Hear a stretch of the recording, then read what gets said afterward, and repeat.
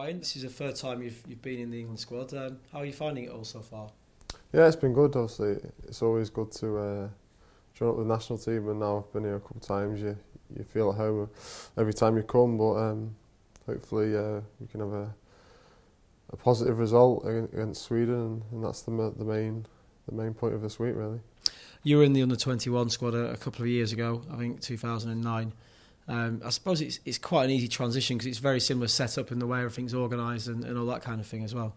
Yeah, it's very professional throughout all the age groups, and obviously some lads usually move up through the age groups. So I know a few from the 21s, and obviously playing the Premier League, you come up against most of them week in, week out. So everyone feels at home, and they make you feel at home very easily, and you settle in quite quickly. There was a bit of talk a couple of months ago about Chris Coleman trying to tempt you into playing for Wales. I mean, what was the situation with that?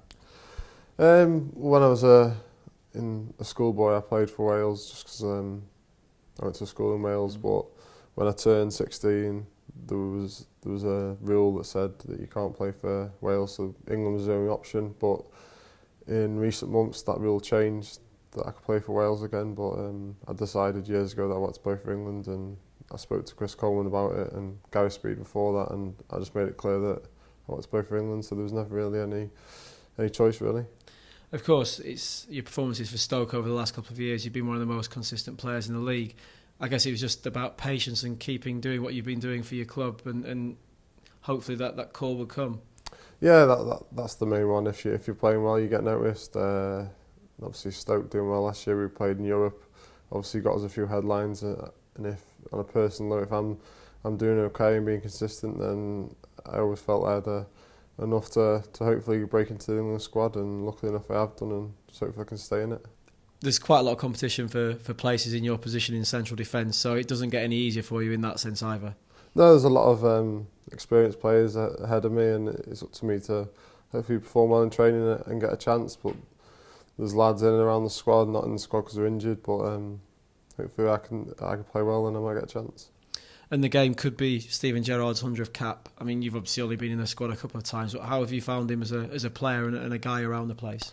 He's been great. In the first squad, he made me feel welcome, and he's been probably one of the most consistent players the last decade for England, and always performed at the top levels. It's a mark of how well he's performed. He's got to 100 caps, which is a great feat. But as a player, he's fantastic, probably the best in the Premier League, and hopefully he'll show that on Wednesday. I mean, just looking back over the years, is there any particular games or performances that spring out at you that you've watched from the sidelines onwards? Obviously, Istanbul stands out as probably his greatest game ever, just because of how big of a game it was. It was being a final, they were 3-0 down, and then for him to inspire him to come back. He's had some great games, but overall he's just a great player.